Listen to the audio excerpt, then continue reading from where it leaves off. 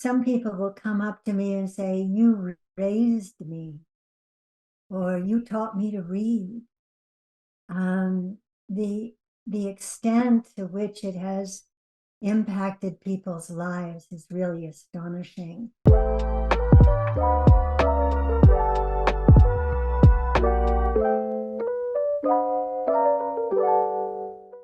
Hello, everyone. I hope you're all having a wonderful day today. My name is Salal, and you're listening to the Popcorn and Soda Podcast, the show where we discuss all things movies, pop culture, and so much more. I want to thank each and every one of you for making me a small part of your day. On today's show, we're joined by a very special guest.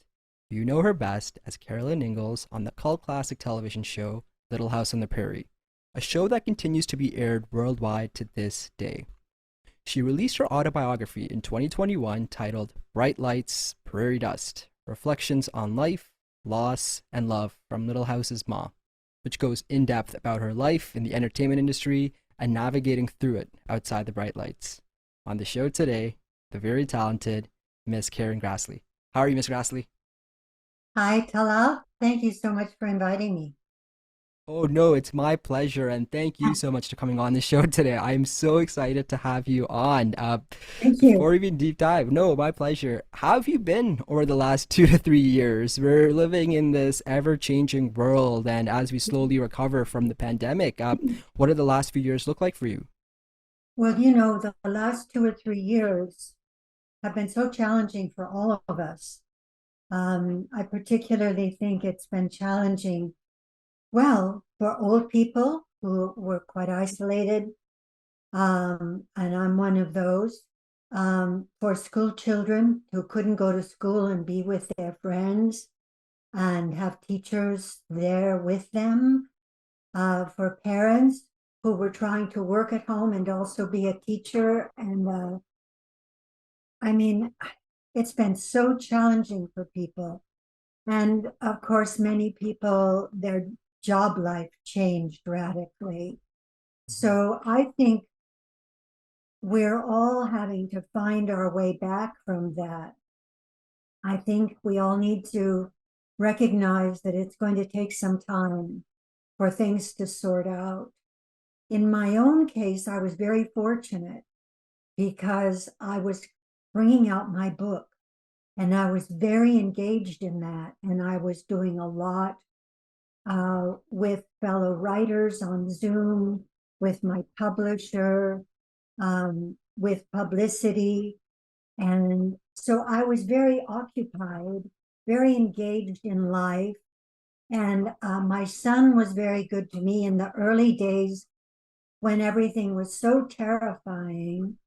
Um, he would bring me groceries and he wouldn't even come in the house. He would put it by the back door and then I would get the groceries and bring them in. You remember that we were washing all our Oh groceries? yeah. Oh yeah, I think back Yeah. at it and it feels like almost this like bizarre world where it's such a blur. Where it's like it was only a few years ago where we were doing all that, like not going out for takeout as much, just every time coming into the house, wiping down everything, just the sanitization that we were doing. It's crazy to think that although it may seem like a long, long time ago, it's so recent. And I think you just nailed it right there. Where I think it's up to all of us to accept the fact that it's not going to go back to the way it was overnight. And whatever positives we did take out of this pandemic, hopefully we can carry that with us going forward. Yes. And also, some things are not coming back.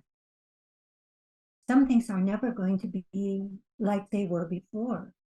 And for people in my age bracket, that is particularly annoying. Ah, well, here's hoping to a good recovery, and hopefully we all continue to do the right things going forward. Ms. Grassi, before we deep dive into all things Little House, I'm really fascinated by your story. So, where does this all begin for you? What made you want to be an actress? So I was very interested in dancing and performing and being in plays and standing up in front of the class and all that from the time I was very, very young. So I finally, in fourth grade, started to have ballet lessons. And then soon my sister and I added tap lessons and Hawaiian lessons and acrobatic lessons because we had this wonderful teacher and she inspired us to do all that. So that became a very big part of my life. And when I went into junior high, which is, like middle school, Hmm. this was very helpful to me because adolescence was so excruciating. And I had my little dance case, and I could go after school 2, 3 afternoons a week and carry my little case and walk to the studio and do my practice. And so the creative expression has always been a sanctuary for me. Hmm. Well, transitioning all of that into, as I mentioned up top, you're part of a TV show that is syndicated and viewed worldwide to millions even today. There's so many people that even discover the show now for the first time, and there's so many reasons and so many factors as to the success of the show Little House on the Prairie, whether it's the books or the actual themes and contents of the show itself. I truly believe yourself and the cast play a massive part in the success of the show, so let's dive a little bit into that. What do you recall the most about the audition process? Oh, well, that's quite an astonishing story. I write about that in my book in some detail. The company was very close to beginning shooting for the pilot, but they did not have Ma. They had seen a lot of actresses, a lot of very good actresses in Hollywood who were the right kind of age and type. But I had just come out from New York. So my agent sent in my information and they said they'd like to meet me. And when I got there were no other actresses there. And I was so used to being in a room with all these other actresses, looking around, going, oh, I should have worn what she wore, or thinking, oh, her hair looks so great. And it was just me. And I was in a very good mood that day. And I didn't feel particularly frightened. And when they asked me this question that they always ask you when you go for a part, tell us a little about yourself. And it's like, oh God, do I have to?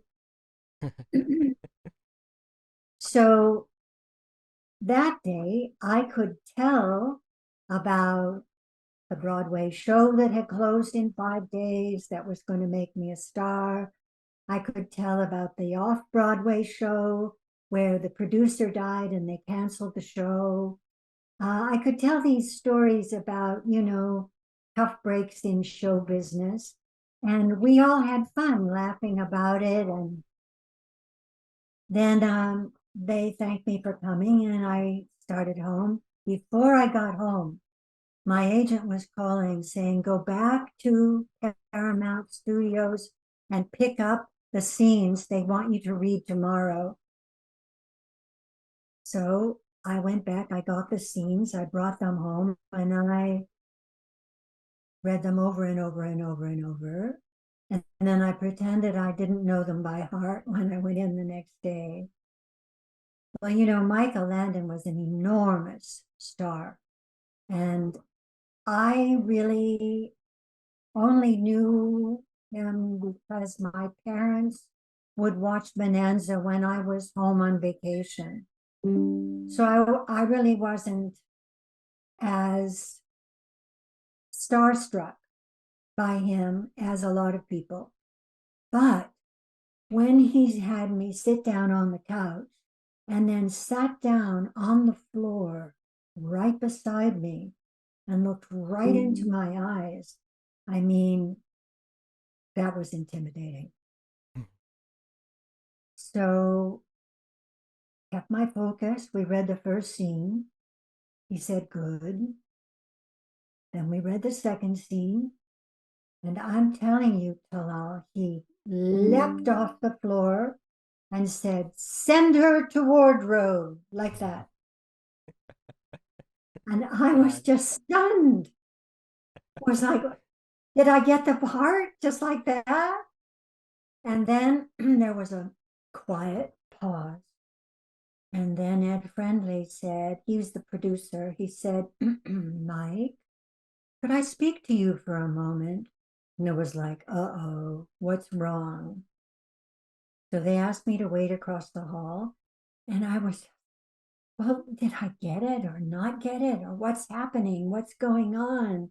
Does Mr. Friendly not like me for the part? And then they had me come back and they were very friendly, very, very warm. So thank you for coming in. And they didn't say anything about getting the part. And I was just hung out to dry. So when I got home, it turned out that the problem was that I had no name. So they needed approval from the network executives in New York.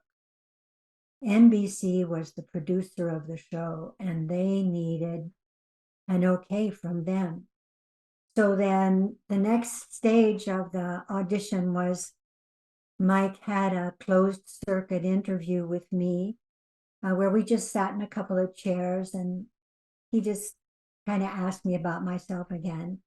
And before I got home, they were saying, yes, he can be cast. Well, that goes, it's a big testament to you, Ms. Grassley, and that's just your amazing acting and just your believable performance as Ma in this show. And like I mentioned, the strong point of the show is truly to me is the casting, and whether it's Michael Landon, Melissa Gilbert, Melissa Sue Anderson, list goes on and on. Now, you being the mother of the Ingalls family, and here you are working with these tremendous child actors. How long did it take for you to all bond and create that genuine family dynamic that we see on the show? Well, first of all, I think Mike was a genius about casting. Everyone on the show was so talented and so right for the parts. We were lucky because the first thing we did was shoot the pilot away on location where we had no distractions. We were all leaning on each other. We were all getting to know each other. We were all doing something we'd never done before. Even Mike, who'd never directed a pilot before. So it was very exciting and very bonding. So I feel like we bonded on the pilot. Mm-hmm. Now it's interesting you bring that up. I had Alison Arngrim, who of course plays Nellie on the show. I had her on my show here not too long ago, and she mentioned the cast was really like a family. You can tell that it does bleed over onto screen, where you guys can see that there's so much genuine chemistry between so many different relationships, family members, friends. Are you personally still in touch with a lot of the castmates? A lot of us are. Of course, some of my dearest people are gone. So there's no way to be in touch with them now. But quite a number of us do meet from time to time at these little house reunions, and the fans come and we have a chance to get to catch up with each other, and that's very, very nice. Um, I do think there's a misunderstanding that it was like one big happy family on that set. I do think it was like that for the children. And there was a very, very good atmosphere. People watched their language, they behaved themselves um, all the time when the children were there. But everything wasn't always hunky-dory. And there were issues sometimes with Mike, and it could be very tough. Mm-hmm. So anybody's interested in that aspect of what went on behind the scenes, they can find it in my book. No Yeah. one else ever, no one else ever talks about it. Well, you know what? It's interesting you bring that up, Miss Grassley. Let's shift gears a little to your autobiography. It's a very fascinating read and a fascinating look at your time on the show as well as your life outside of it. There are two things I really wanted to touch up on this, and the first one is that of perception, which you almost just spoke about just now. People saw you on this show as this superwoman of a mother who's in so many ways almost perfect. And I'm sure a lot of people then go on to draw that parallel and put yourself on this pedestal that you are your character. But at the end of the day, we're all human beings. Nobody's perfect, and we can't expect anyone to be. You speak pretty in depth about some of the mental health challenges that you were having during the filming of this show. Did you personally feel the pressure at that time where you almost had to protect the image of the character you were playing, which in turn may have even added more to those issues? Well, I think perhaps the demand of a 1 hour television series added to the pressures on me because it's really a lot of work, a lot of hours. It's physically very, very demanding. And I was a person who tended toward depression all of my life. And I was born into a family where there were lots of cases of alcoholism, including my own father. And then I developed my own alcoholism as an adult, and that got really out of control during the early years on the show. Hmm. I see, yeah. And again, as you kind of mentioned, there is that perception where what you see on the show isn't necessarily what is actually happening behind the scenes, and you do speak up on that. So that is a really fascinating insight from you because as a viewer, you watch something and you just want to believe that's how reality is, but it's not really the case. And I know you spoke a lot about that in your experiences. So now taking that, I want to kind of touch up on your relationship with Michael Landon. Just like yourself, he is portrayed as this perfect father, the perfect human. You speak openly about your working relationship with him, and there was some friction between the two of you, you did mention. So, looking back at that time from your perspective today, how do you feel about working alongside with Michael all those years?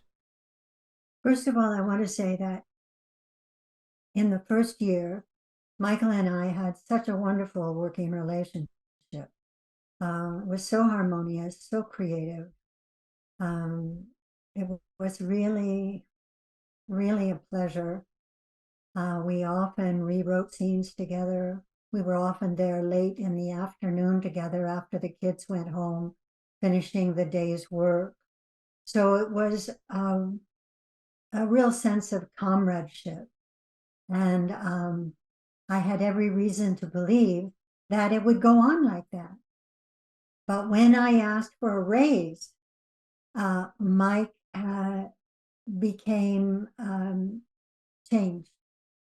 And he put a lot of pressure on me to give up my demands and settle my contract. And I was determined to be paid a fair salary. And believe me, I was not trying to gouge anybody, but I knew this was my chance to build some security. And I've seen so many actors, never get any security. So I hung on. I look back on it now and I don't know how I mustered uh, the ability to do it, but I hung on until I finally got my raise and had a fair salary. Part of that was because there were only 3 networks. You couldn't leave a top 10 television show and expect to then go work for another one Right. because how could they rely on you? Hmm. Well, you know what? I'm really, as someone who grew up watching the show, I'm really proud and happy for you that you kept fighting on into that because when you have a show this massive, everyone should be treated the way they should be, and everyone should be compensated the way for the talent and how much they bring to the show. So you're talking about the international appeal of the show and how big of a show this is, and this show holds a very special place in my heart. The global appeal and themes that the show tackles, they're so universal. So my mother, she grew up in Pakistan, and at the time, the only two English television shows that aired were Little House on the Prairie and Star Trek. So Wow. yeah, she tells me stories all the time how about her and her siblings would watch this show all the time growing up, and they learned a lot of English actually from watching you guys. And then she introduced the show to me growing up here in Canada. So, how often do you hear stories like this about the impact of the show and what it's done for families or generations? Really often, really, really often. Um, some people will come up to me and say, "You raised me," or "You taught me to read." Um, the the extent to which it has impacted people's lives is really astonishing. And I'm thrilled to hear about your mother. Please give her my regards. Oh, I will. Thank you. I definitely will. It was Spock and Ma Ingalls. Those were her two favorites. I love it. Well, so let's say you're watching television, you're just flipping through the channels. If Little House comes on, do you stay on it? I'm very tempted when it comes on, and I never just go and watch it. I'm not sure when it's on and exactly where. But if I'm looking for something and I come across it, then I say, well, let's see what this is. And I'm amazed at the quality of it, the charm of it, the the wonder of the children.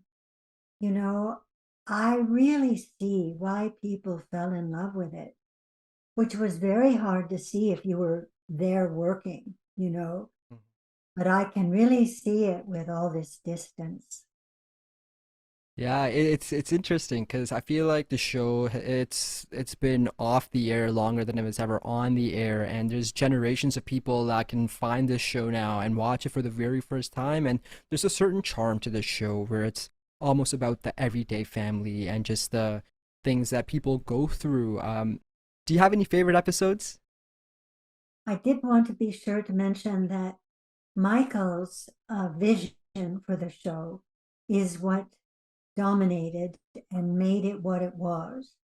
And I also wanted to say that before Michael died, he and I had had an opportunity to visit with each other and to acknowledge the joy that we'd had in working together. So things were not left awkwardly, although they were Mm-hmm. at first. Mm-hmm. So yeah, sure, I have a lot of favorite episodes. After the pilot, I was thrilled when they gave me School Mom to do because I got to leave the kitchen, leave the coffee pot behind and have challenges out in the world. And I I was just reminded yesterday by my cousin of the show A Matter of Faith, where I try to cut off my leg. And that seems to have made a very big impression on people. Mm.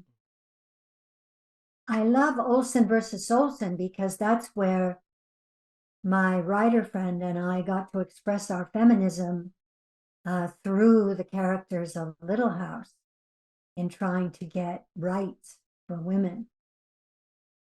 Mm. Well, putting a bow on our conversation, especially about Little House, looking back at the legacy of the show, what has Little House on the Prairie done for you and your life?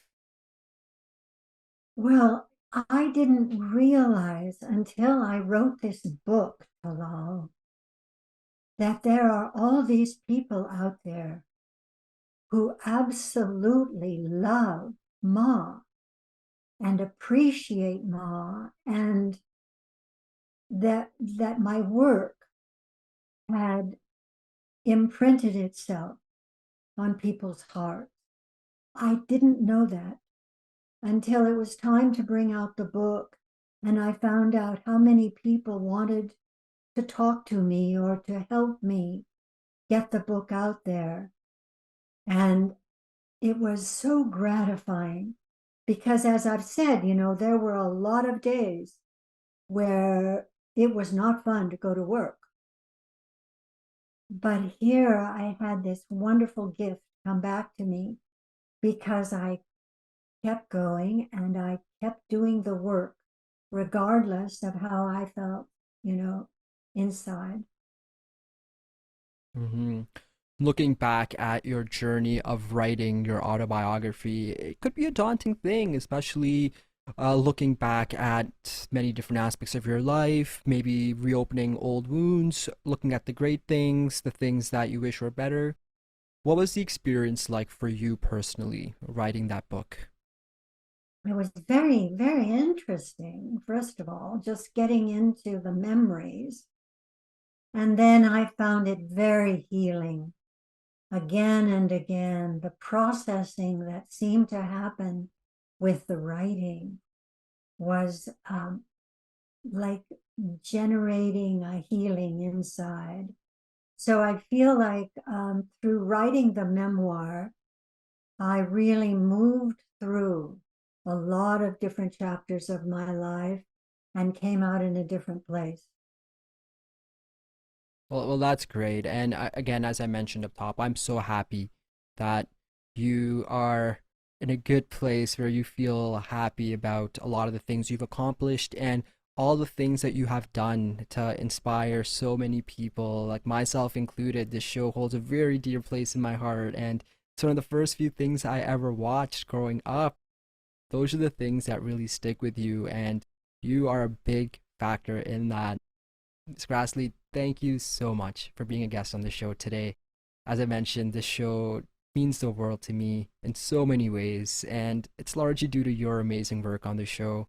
Bonded me and my family so many times throughout the years, and I thank you for your contribution towards that.